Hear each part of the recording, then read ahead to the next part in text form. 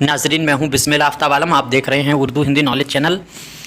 आइए बात करते हैं आज शुमाली हिंद के एक मशहूर शायर हैं शाकिर नाजी। शाकिर नाजी के बारे में जानेंगे। रोज़ एक डोज जो सिलसिला है इसमें बात कर रहे हैं। आज जो शाकिर नाजी हैं उनकी जो शायरी का ज़माना है उस पर बात करेंगे और यूजीसी नेट का जो सिलेबस है उसमें यूपीटीजीटी में इनको शामिल किया गया है। तो जानते हैं कि नाजी जो हैं उनका असल नाम जो है मोहम्मद शाकिर था और ये सिपाही पेशा था इनका। यानी ये पेशा इनका क्या था, जैसे मिर्ज़ा गालिब हैं या मिर्ज़ा गालिब के अजदाद हैं या फिर जो है ख्वाजा हैदर अली आतिश हैं, इन लोगों का जो पेशा है वो सिपाहीगिरी ही था। तो इसी तरह से शाकिर नाजी जो हैं उनका भी था और ये अमीर ख़ान की जो है सिपाह में मुलाजिम थे, यानी उनकी जो फ़ौज थी उसमें ये शामिल थे। इनका वतन जो है वो दिल्ली था और ये दिल्ली में ही 1747 में पैदा हुए थे। 1747 में ये पैदा हुए और यहीं इनकी परवरिश हुई, परवरिश इन्होंने पाई। उसके बाद में मिजाज में ज़राफ़त बहुत थी, हर वक्त नाजरीन को हंसाने के मौके में रहते थे, हंसाने के लिए जो है वो कोशिश करते रहते थे, यानी ऐसा इनका मिजाज था। तो इसके बाद में क्या जानते हैं कि शाकिर नाजी हैं, इनका शुमाली हिंद के जो शोरा हैं उनमें गिनती होती है और ये दौर वही है जो सौदा का दौर है, जो मीर तकी मीर का दौर है, जो ख्वाजा मीर दर्द का दौर है। फ़ाइज़ दहलवी हैं इनके दौर के शायरों में, ख़ान आरजू हैं और ख़ान आरजू के साथ साथ में जो है आबरू हैं, शाह मुबारक आबरू हैं। ये तमाम शायर जो थे मसहफ़ी वगैरह ये उसी दौर के शायर हैं। शुमाली हिंद का जो पहला दीवान गो शायर माना जाता है वो है फ़ाइज़ दहलवी। जिस तरह से दक्कन का पहला दीवान गो शायर कुली कुतुब शाह को माना जाता है, कुली कुतुब शाह को उर्दू का पहला साहिब दीवान शायर भी तस्लीम किया जाता है। शुमाली हिंद का फ़ाइज़ दहलवी को, तो फ़ाइज़ दहलवी से थोड़ा पहले ये हुए हैं। इन्होंने बहुत कुछ लिखा है।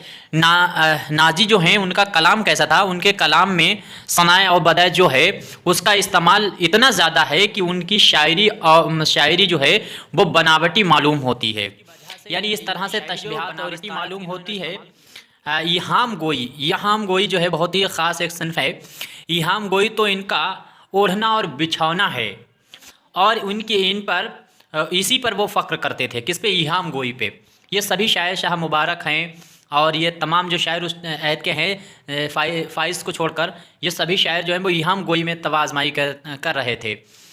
बली के दक्कनी जो हैं उनकी भी दीवान में इसके नमूने मिल जाते हैं इहाम गोई के। खैर, इसी पे ये फ़ख्र करते हैं इहाम गोई की कोई ऐसी किस्म नहीं है जो इनके कलाम या इनके दीवान में मौजूद नहीं है। शाकिर नाजी के बात कहने का अंदाज़ जो था वो पेचीदा है, जिसका कलाम रूखा और फीका दिखाई देता है। यानी ऐसा अंदाज़ है जिसकी वजह से रूखा फीका दिखाई देता है। लेकिन उस ज़माने में जो है अमर्द परस्ती तो आम ही थी, लेकिन नाजी के कलाम में अमर्द परस्ती के अशार दूसरे शायरों से भी ज़्यादा मिलते हैं। शाकिर नाजी ने गज़ल के अलावा दीगर इसनाफ़ की तरफ भी तवज्जो की है। इसलिए माशरती हालात और उस ज़माने के वाक़यात उनकी शायरी में जा बजा नज़र आते हैं। नादिर शाह ने हमला किया था दिल्ली पर। पानीपत का तीसरा जो युद्ध हुआ है उसमें हमले जो है अहमद शाह अब्दाली, और ये नादिर शाह जो है उन्हीं का जो है सुल्तान था और इनका जो क्या कहते हैं सेना अध्यक्ष जो था वो अहमद शाह अब्दाली था। तो नादिर शाह के हाथों दिल्ली को तबाह बर्बाद होते हुए शाकिर नाजी ने अपनी आँखों से देखा था। ये बर्बादी एक नज़्म में बयान हुई है। बादशाह के बेरज़ी का ज़िक्र भी कई जगह दिखाई देता है इनके कलाम में। इनके मरासी कसाइद भी काबिल तवज्जो हैं। बाज़ खामियों के बावजूद इनकी शायरी उर्दू अदब की तारीख़ में एक अहम मकाम रखती है, क्योंकि उसकी बुनियाद को इस्तवार करने में उनका बड़ा हिस्सा है।